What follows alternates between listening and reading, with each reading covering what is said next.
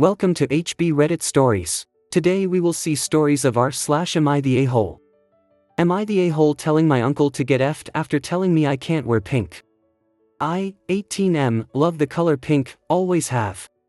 I've never cared, it's a girl's color, and I guess I was lucky to have a mom who didn't care either and would buy me and my siblings things regardless of color or gendering without all the weird, no, it's for girls/boys, some other parents do.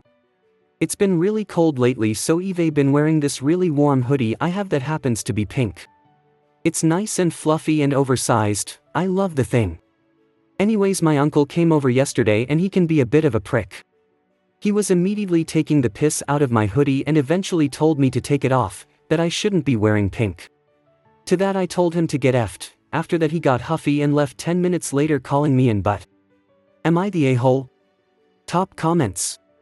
Absolutely not the a-hole. I would purposefully wear more pink around him to annoy him even more. Not the a-hole, my partner wears nail polish on purpose in front of his father just to annoy him. And because he likes it. But mostly to annoy the old man. Maybe you should get into nail polish too. Make it fun. PPL, like your uncle deserved to be annoyed. OP replies. I got some nail polish laying around, might do that lol. Normally I like my black nail polish but might have to go pink this time. Not the a-hole, colors aren't gendered, wear whatever you feel comfortable in. Next story. Am I the a-hole for unilaterally downsizing our vacation rental when people didn't give me their share? A group of 12 of us were going on a vacation together this summer. Everyone was supposed to give me money so I could rent a huge house where we were going. When I tried to collect, a few people paid immediately, but some said they would get me later or ignored me. The house we were originally going to rent got scooped up by someone else because I didn't put a deposit down. I found another house with similar amenities, but it would only sleep like 8. I booked it. Since that was the money I had. In the next weeks the other 4 people said they were ready to pay. I told them that the house we had looked at was gone. But that we had rented a smaller house and we could get some inflatable mattresses or something for them. They said if they were paying full price they wanted a room. I said okay, we are all paying full price. So we all deserve a room. However, there aren't that many rooms to go around. 2 canceled and 2 got a room together at a hotel about 30 minutes away from the house. All of them are upset that I changed the plans without consulting with them. The other 7 are happy with the arrangements. Am I the a-hole? Top comments. Not the a-hole. You'd have been crazy to front the deposit with your own money. All those 4 would have had to do would be cancel or just not pay, and you'd have been out some significant cash. If they don't pay, they don't get the bargain lodgings. They always have the option, as 2 of them took, to arrange their own lodgings. Not the a-hole. I don't get the poor communication comments. OP requested the money for the rental, they ignored it. OP booked what they could with what the money they had. Everyone knows summer/holiday rentals go fast. You didn't change the plans. You got rooms for those who paid you. Getting rooms for those who didn't pay you would set a really bad precedent. Next story. Am I the a-hole for suggesting that my brother and his fiancée bring out a cake at midnight on their wedding day for our grandma's 80th birthday? My older brother is getting married to his partner on July 20th, a date that they agreed on in January and shared with the family. July 21st is our grandma's 80th birthday. She comes from a line of women where none of them lived past the age of 80, so it's a big deal for her, and she announced last year that she wanted to go all out with a weekend-long celebration. When my brother announced his wedding date, she was the first one to react with kindness, considering he forgot all about her 80th birthday plans when deciding upon the wedding date. They had made several down payments before announcing, so there was no point in asking them to move the wedding a week before or later for Grandma. And Grandma wouldn't allow it. She ultimately decided to have a relaxing, low-key Sunday dinner because my brother and his fiancée also want to have a post-wedding brunch that day for relatives and the bridal party. My mom and I got to talking and we thought it would be super fun if, at midnight, us grandkids could surprise Grandma with a cake and have the band play her favorite song so we could share a dance with her. It seemed like a fun way to include such an important milestone into the celebratory weekend since she was giving up her big birthday bash in favor of the wedding. I called my brother immediately to share the idea with him and he loved it. He even came up with the idea to make the cake England themed because Mom and I are taking her to England in September as our gift. It's a lifelong dream of hers to go. That is, he loved it until he didn't, meaning until he spoke with his fiancée. He called to say the cake deal for Gran was off, and that same night I received a text from his fiancée telling me I should have checked with her first if she would be okay with it and how I was being insensitive, rude and selfish for meddling with her special day. Yes, her special day. Not my brother's special day or their special day, her special day.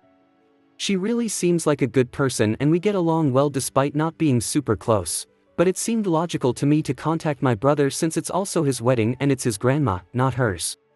I responded back by saying it was my brother's special day as well and how he was initially thrilled by the idea. I also told her I didn't appreciate her accusing me of meddling since both Mom and I have fully respected the fact that she planned the entire wedding with her mom, leaving us out of the loop, despite my parents paying for a portion of the wedding. My mom was bummed about being fully excluded even though all she would have wanted was to know how everything was going. The wedding reception is scheduled to end at 2 a.m., and by midnight she'll already have been the center of attention. It's not like someone is going to jump out of her wedding cake and propose to another person. My text was met with a phone call from my brother who basically told me the conversation is over as I've overstepped my boundaries. Am I the a-hole? Update: AITA for suggesting that my brother and his fiancée bring out a cake at midnight on their wedding day for our grandma's 80th birthday? The wedding is off. After the conflict between me and my brother's former fiancée, which resulted in a phone call from my brother, I decided to text her 3 days later to apologize. Even though my family and the internet sided with me, I just didn't want any bad mojo or to be a sister-in-law from hell. My text was met with a lot of anger on my dad's behalf, which really surprised me because the man supports me no matter what. He was telling me how I shouldn't have been the one to apologize, and he let another thing slip out. End of February, the bride's dad asked my dad, in confidence, if he could pitch in additional money for his daughter's dream wedding because he didn't think it was fair he had to pay more due to tradition. My mom didn't know about this, which prompted fight number 1. My dad was pissed that I was the one to apologize even though I was the one that was insulted, so he called my brother behind our backs and told him that he respects the fact that she will be his wife and his primary family, but how he also thinks he should have checked her for insulting me the same way he checked me for crossing a boundary. He then did what dads sometimes do best, go off with a monologue after keeping crap inside for months. He told him about the additional money that he gave, and he told him he wasn't convinced the overlapping events were a coincidence. Fight number 2 ensued. My brother called our mom the next day to tell her the wedding was off. All hell broke loose. We then couldn't get in touch with my brother or his fiancée for almost a week. Her mom then got a hold of my work email and emailed me saying I had ruined her daughter's life. I forwarded the email to my brother and he finally called me back. He said it felt like she wanted to marry for the wedding, not for the marriage. She also admitted to making her dad ask our dad for more money so she could afford a wedding flower package she wanted that was an additional $7,000, and she saw nothing wrong with keeping it a secret from my brother. She also refused to at least acknowledge my apology and to apologize back to me. My brother told her he would like to postpone the wedding and work on their issues, and she ended up calling off the wedding and breaking up with him. My relationship with my brother is still a wreck. He said he needs time because he loves her, but he understands she didn't prioritize him as much as he did her. Grandma's birthday bash is back on, and we're happy for her. She's excited as heck after the initial turmoil. I miss my brother so much, and it sucks knowing how heartbroken he is, but at least he's talking to my parents and he has the rest of the family as his support system. I really hope we can rebuild our relationship someday. I'm glad he won't marry the wrong person for the wrong reasons, but it's awful being the trigger to his life falling apart, and I regret everything. Top comments. Ultimately, it sounds like this is for the best and your brother dodged a bullet. Hopefully you two can repair your relationship. Opie replies, "Thank you. I'll be seeing him for the first time during Grandma's birthday weekend, and I'm equally terrified and looking forward to it. I'm hoping we can sit down and talk, but if not, I won't pressure him. I know our family will do everything to try to cheer him up and be a solid support system. To the degree that you caused this chain of events, and honestly, if you didn't ask about the cake, someone else would have done something that the bride considered meddling, so I don't think you did it's a favor to your brother in the long run. It's super painful and embarrassing to call off a wedding, but divorce is worse. He got to see something he needed to see. I hope he comes to see that soon, and I hope you know you did nothing you need to regret. Opie replies. I haven't considered this perspective that, eventually, someone or something else would have probably said of a similar, if not worse, chain of events. It just really, really sucks being that person in this entire situation. The pain he's feeling is what's making me regretful, not the called-off wedding per se. I don't think his former fiancée is a bad to the bone type of person, she just doesn't seem to be the person for him, at least not now. I also think that the wedding planning and wanting to keep up with the Joneses got to her and further exacerbated some of her character flaws, so I'm really hoping she can also heal from all of this. Next story. Am I the a-hole for telling my dad's mistress and now wife that she's disgusting and repulsive to try and use a kid to her advantage during her affair? My dad had an affair with my mom's supposed best friend Cheryl. 3 years ago Cheryl pulled me, 15M, aside and told me about the affair and that she wanted my help to make my siblings still love her when they found out. She was someone we were all close with. I'm the baby of the family and the favorite of everyone, which I don't see as true, but it's a bit of a joke and I am the baby so I do get people looking out for me more. This is something Cheryl tried to use to her advantage.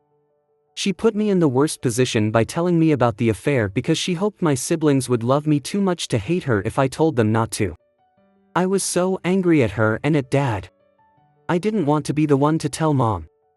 I didn't want to see her break down. But I knew I needed to. Mom was furious, more at Cheryl for involving me than the affair at first. My dad defended Cheryl and said she had known me my whole life and should be allowed to confide in me.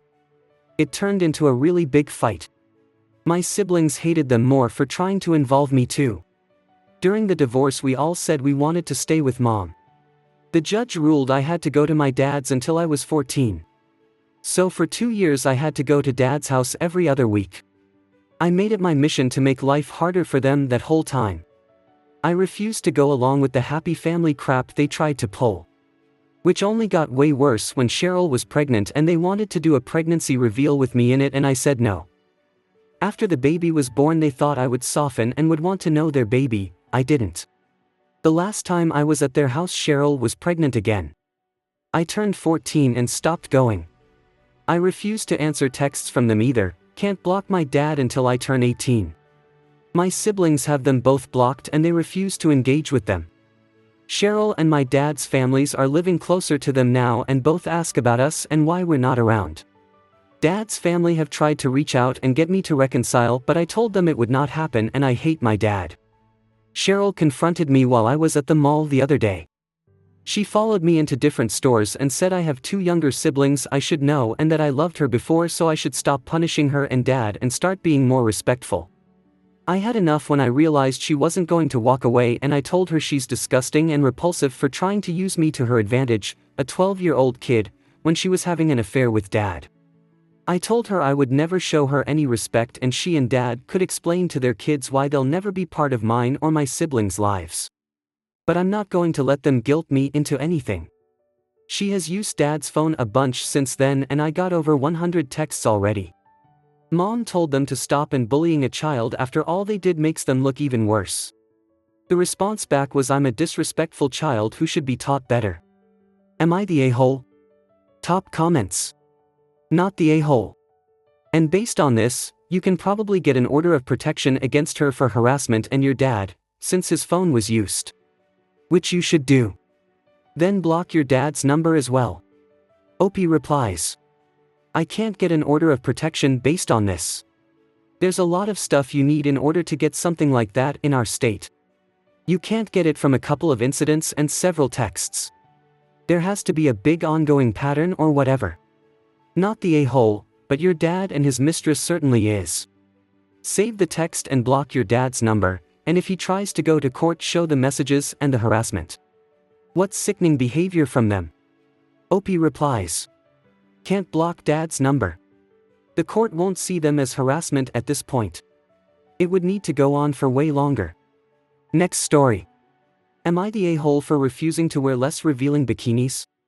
For context, I 40F have always been on the heavier side my entire life. Over the past year I've gotten a personal trainer and have been going to the gym 5 days a week. I've lost over 50 pounds this past year and I'm very proud of my transformation. I'm in the best shape that I've ever been in.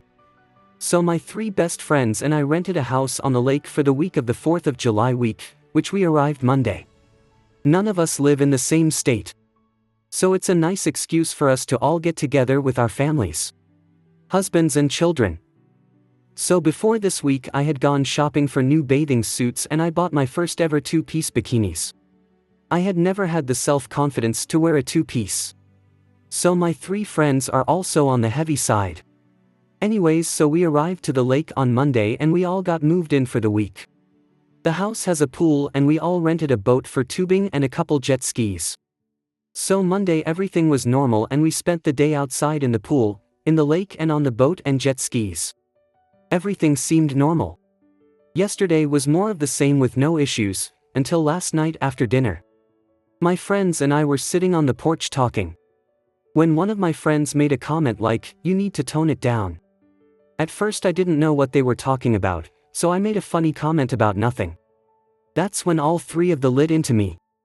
They said that I need to cover up and that I'm making their husbands feel uncomfortable. I finally realized that they meant my 2-piece. I asked what was wrong with them. And they proceeded to say, "No one wants to stare at your butt and breast." I was so caught off guard by this that I got defensive. Before long we were in a full-blown argument. They were saying, "Stop acting like a bad woman," and I replied by telling them they are just jealous because they are wearing 1-pieces. After that I was so hurt that I stormed off to cry in my room. I couldn't even tell my husband the reason I was so upset. I spent the rest of the night in my room. Now this morning, I'm the first one awake, and I'm wearing another 2-piece. Am I the a-hole or are my friends just so insecure? Top comments. Not the a-hole. Sounds like they are jealous that you put in the work to lose weight, congrats by the way, and their husbands are boys. If they feel uncomfortable, what's the difference going to the beach and seeing women walking around in 2-pieces or whatever else? We go to the beach to have fun, who cares what people are wearing or sometimes are not wearing? Unless you are actively trying to flaunt and flirt with the husbands and show off. Then I'd say they are insecure and projecting their insecurities onto you. You didn't do anything wrong and it's not up to them to say what you can and can't wear. You're there to have fun, spend time together, and relax. Opie replies. Their husbands aren't staring at me or anything. I think my friends are overreacting and are saying that to make me feel bad about myself. Your friends group is rejecting you for violating their unwritten rules. You're a threat to them now that you're conventionally attractive and psychologically you're a constant reminder that they're able to change just as you have, but they lack the willpower. Nobody wants that reminder in front of them. They're miserable. Branch out and add some normal women friends who don't see you as part of a fat pact. I hope you guys liked this video. If you did, make sure like, comment, share and subscribe the channel HB Reddit Stories.